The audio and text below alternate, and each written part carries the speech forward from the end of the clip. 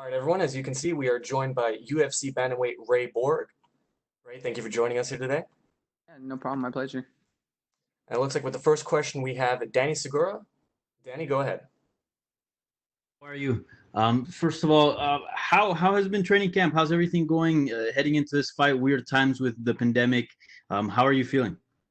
I feel great. Given the circumstances, given that it's kind of like a few weeks notice type deal, I feel like I've been one of the fortunate ones to be able to train a little bit more than probably most. I have access to a lot of resources out there in New Mexico, and it really made it a lot easier to be able to go out and get in the work that I need for this fight.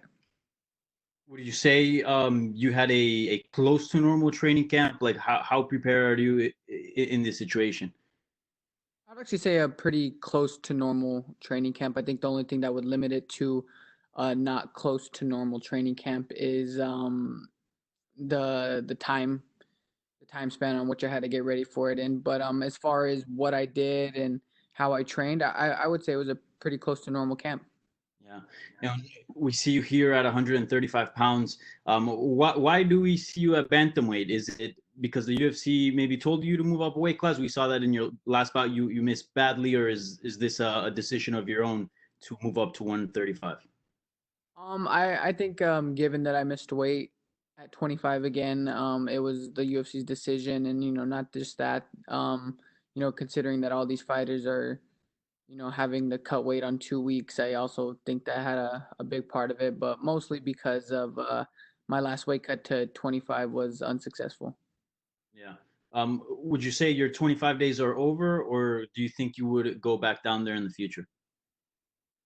Um, Honestly, that's not my decision anymore. That's kind of a decision up to, the head honchos on as far as that goes. But, I still feel I can make 25. This last one, I was super confident going into it, but I made some more technical errors. I got on the phone with the client from the PI for like an hour and asked him what I did wrong, why it became, because it wasn't the will to not make weight. It wasn't that I just, came in super heavy and didn't want to make the weight. There were some errors done on my end. Ultimately it was, my fault who made those errors on how I proceeded to go with the weight cut and my choices on how I was going to do the weight cut. And, we took the extra hour. We tried to cut more. We even asked for more time. We were confident that we can make it with a little bit more time. But unfortunately, those are, as a professional, I was, expected to come in on weight the first time. So, it's not for me to say, but it's something I'd definitely like to give it another try in the future. Yeah. And last question for me. Why do you insist of going down to 125 even though you've missed a few times? Because we've seen you have success at 35 and pick up wins there. Yeah, obviously the cut to 35 is easier. I guess I just like the way my body performs at 25. I'm lighter, I'm faster, I'm strong at that weight class. I guess just a preference on where I started fighting since day one. It's where I'm comfortable at, I guess. All right, thank you, Ray. Good luck. Thank you. And next up, we have Gabriel Gonzalez from Cage Side Press. Go ahead, Gabriel.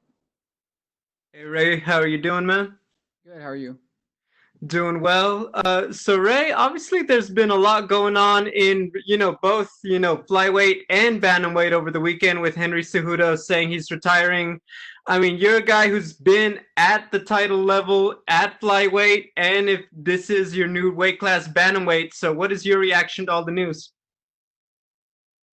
I don't know. It's kind of I've been talking it over with my coaches over the week. Like, do you think he's really gonna retire? Do you think he's really gonna retire? And a lot of us think it's just negotiation tactics on his end.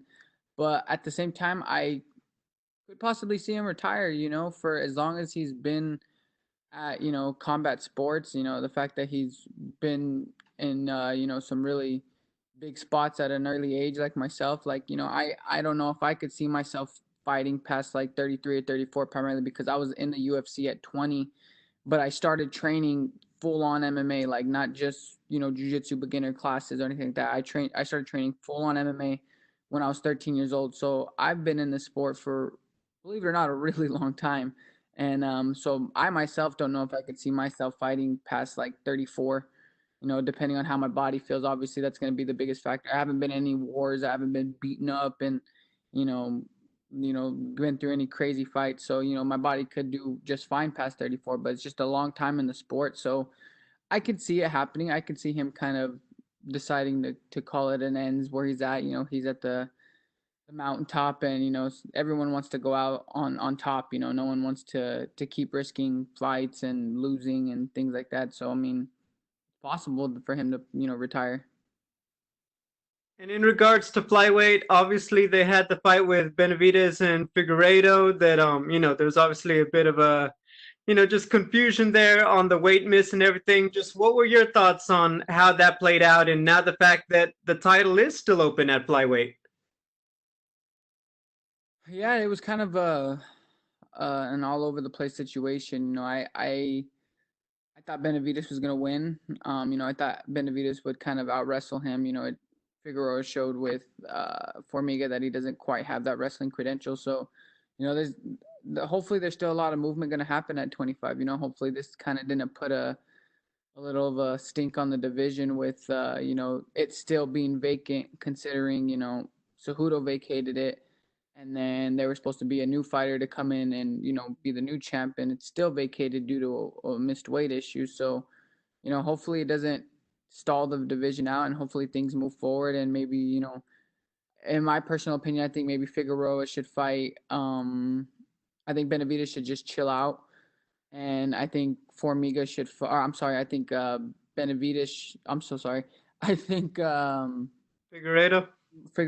I would say Formiga because they look exactly alike, but I think Figueredo and Moreno should fight. Moreno's looked really, really good lately. He's one of the fighters who really he got cut and he capitalized on that time away from being cut. He really wanted to come back and improve his skills, so he's looked really good. So I think if him and Figueroa fought, that'd be a cool scrap, and then the winner fights Benavidez for the belt again. Although Benavidez lost by knockout, it was controversial, and the weight issue was obviously a big part of that controversy.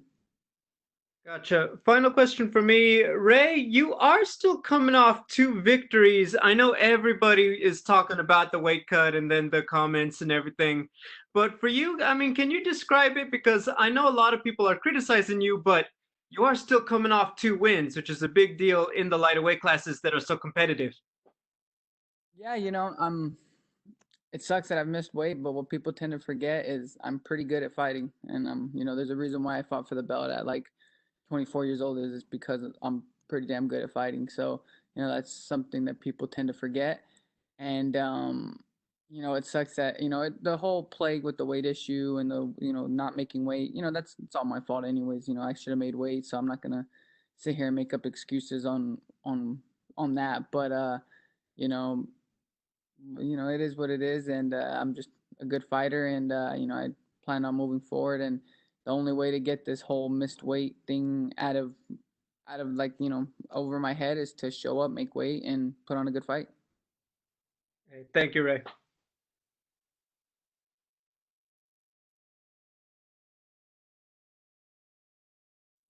Perfect. Thank you so much, Ray. You're good to go. Thank you. And for our attendees, once again, if you're looking to ask a question in the bottom right of your screen, click the raise hand button and that'll put you in queue. If you've already asked a question, select the button again and we'll take you out of queue. Thank you.